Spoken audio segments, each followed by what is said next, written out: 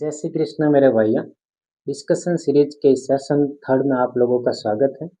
जैसा कि मैंने आपको बताया कि ये जो सेशन है वो बिल्कुल ही बायलैटरल रहेगा, जिसमें आपकी भागीदारी कमेंट बॉक्स के माध्यम से रहेगी। इससे पहले हमने दो सेशन ले लिए हैं। पहला था कालीबंगा सभ्यता पर और दूसरा था आहट सभ्यता पर। अगर आपने ये वीडियो नहीं देखा तो आप इस वीडियो को ज़रूर देखें ताकि एक कनेक्टिविटी बन जाएगी। आज का जो हमारा टॉपिक रहेगा वो रहेगा गणेश्वर सभ्यता। और इसको डिस्कस करने से पहले कुछ थोड़ा बहुत हम आहट सभ्यता के बारे में वापस रिवाइज कर लेते हैं कि हमने उसमें क्या क्या कीवर्ड्स देखे थे। आहट सभ्यता की खोज 1953 में अक्षय कीर्ति व्यास के नेतृत्व में की गई थी। उसके बाद 1956 में आर.सी. अग्रवाल को नियुक्त किया गया था और 1961 से 1962 के दरमियान 3 व्यक्तियों को नियुक्त किया गया था, जिसमें एच.डी. साकलिया, वी.एन. मिश्र और पी.एल. चक्रवर्ती का नाम प्रमुख है। एच.डी. साकलिया और वी.एन. मिश्र को हमने देखा था कि ये जो गुरु शिष्य की जोड़ी है, इसका संबंध दक्कन कॉलेज पूना से है और राजस्थान सरकार के द्वारा पी.एल. चक्रवर्ती साहब को नियुक्त किया गया था। उसके बाद हमने डिस्कस किया कि यह 3 संस्थाओं के निर्देशन में आहट का उत्खनन हुआ, जिसमें पहली थी दक्कन कॉलेज पूना, दूसरा था मेलबोर्न विश्वविद्यालय ऑस्ट्रेलिया और तीसरा था राजस्थान पुरातत्व और संग्रहालय विभाग। तो ये 3 संस्थाएं आपको याद रखनी हो सकता है एग्जामिनर चौथी कोई संस्था का नाम देकर आपसे ये पूछ ले कि इसमें से कौन सम्मिलित नहीं था। उसके बाद हमने डिस्कस किया कि आहट से कितने स्तर मिले हैं।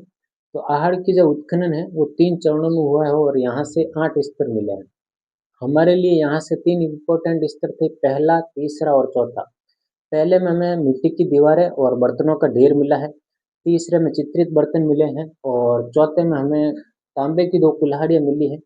एग्जामिनर आपसे ये भी पूछ सकता है कि तांबे की 2 कुल्हाड़ियाँ किस सभ्यता की विशेषता है, या फिर ये पूछ सकता है कि जो तांबे की 2 कुल्हाड़ियाँ हैं वो कौन से स्तर से संबंधित है। इस तरह आपको याद रखना कि ये चौथे स्तर से संबंधित है। उसके बाद हमने आहट के मकानों के बारे में बात की।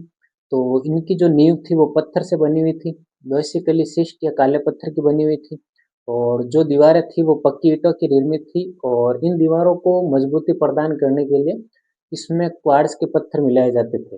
और क्वार्ट्ज की अगर हमने बात की कि ये मुख्यतः उदयपुर और अजमेर में क्वार्ट्ज पत्थर पाया जाता है और ये जो आहट सभ्यता ये भी उदयपुर में स्थित है।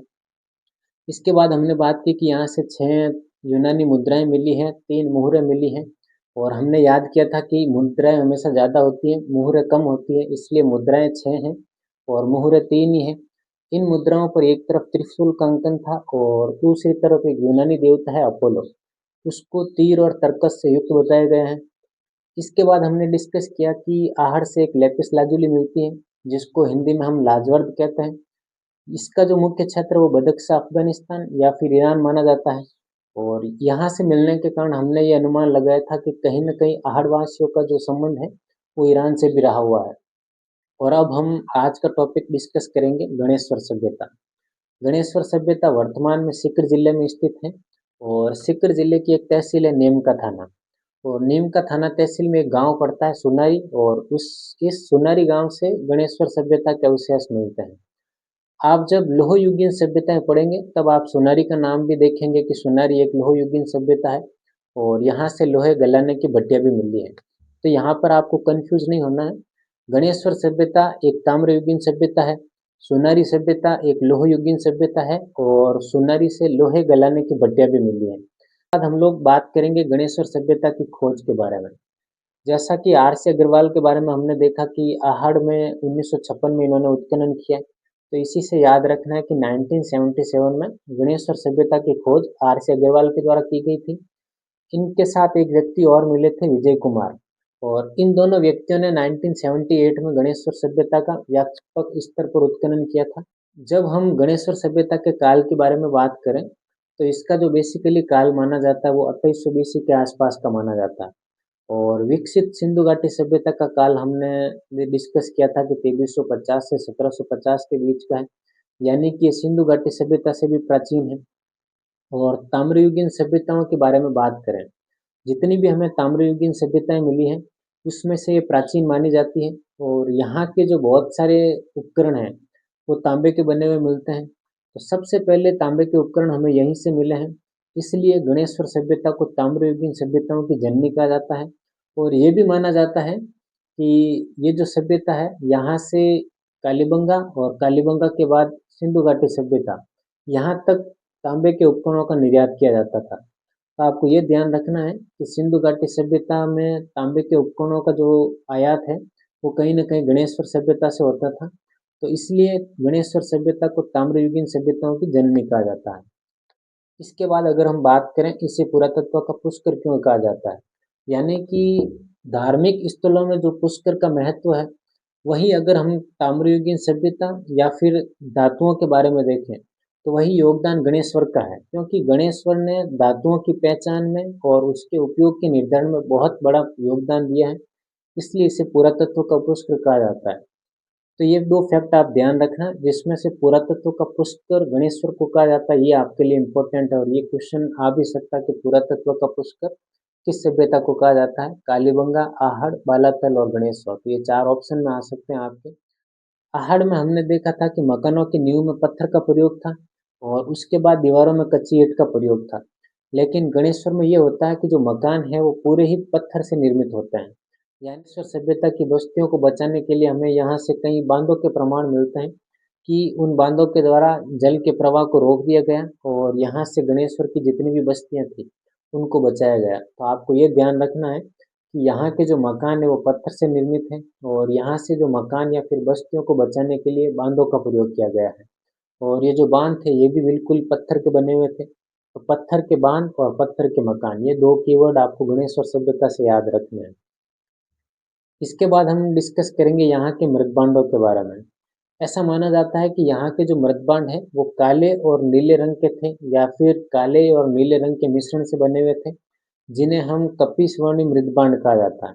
ये क्वेश्चन कई बार पूछा जा चुका है कि कपिसवर्णी मृदबांड किस सभ्यता की विशेषता है। इसके अलावा हमें यहाँ से छल्लेदार मिट्टी के बर्तन मिले हैं।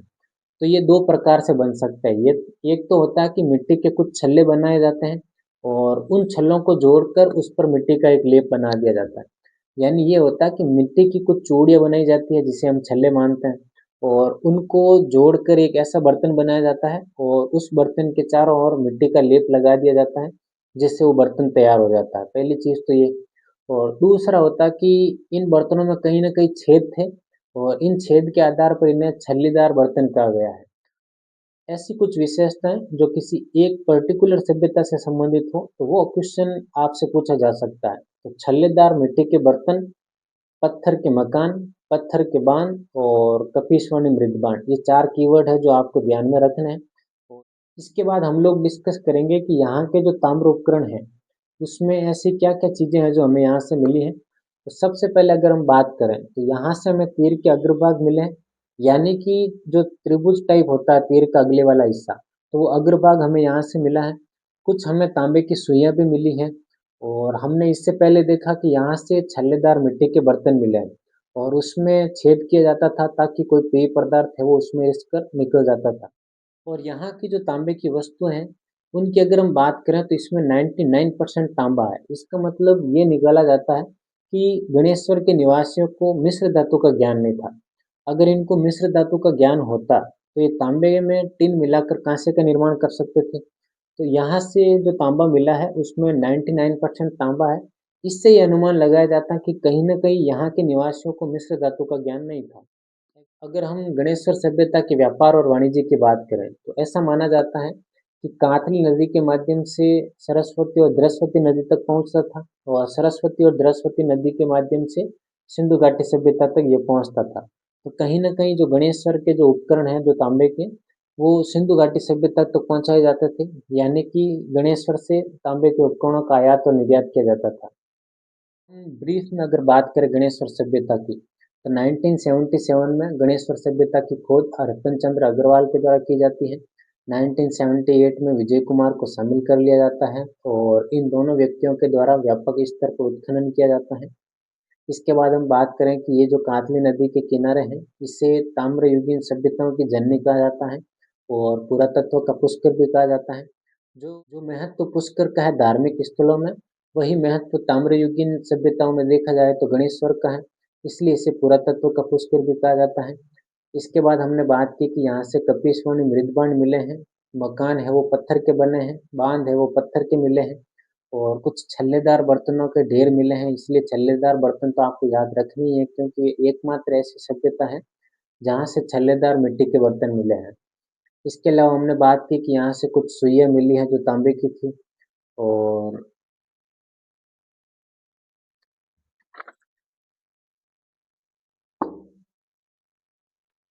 और और यहाँ से तांबे के उपकरण मिले हैं जिसमें हम देखते हैं कि तीर का अग्रभाग मिलता है, कुछ मछली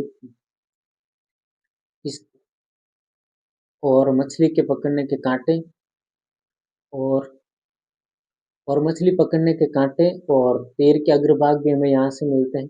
एक और फैक्ट है कि पश्चिमी एशिया में 2 सिरों वाली एक सुई मिलती है।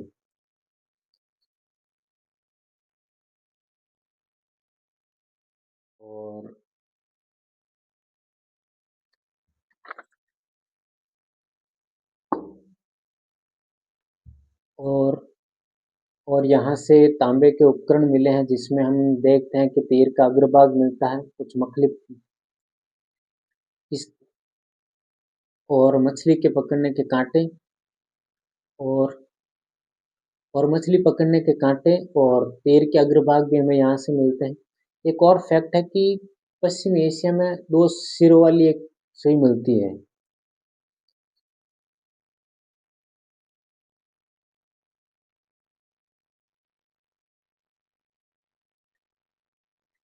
इसके अलावा एक और फैक्ट है गणेश्वर सभ्यता में कि यहाँ से दोहरी पेचदार वाली इसके अलावा गणेश्वर सभ्यता में एक और फैक्ट है जो बहुत अच्छा फैक्ट है। इस इसके अलावा गणेश्वर सभ्यता में एक फैक्ट है कि यहाँ से दोहरी पेचदार सिरों वाली एक पिन मिलती है। इसके अलावा गणेश्वर सभ्यता से एक ऐसी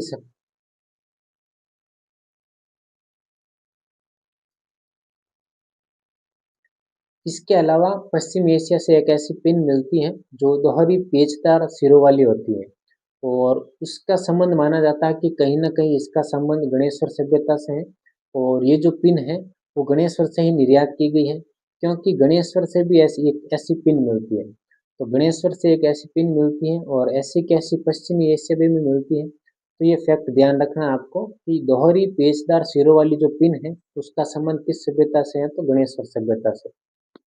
7-8 कीवर्ड आपको याद रखना है। पत्थर के मकान, छल्लेदार मिट्टी के बर्तन, पत्थर के बांध, तांबे के बहुत सारे उपकरण, इस कारण इसे ताम्रयुगीन सभ्यता की जननी कहते हैं।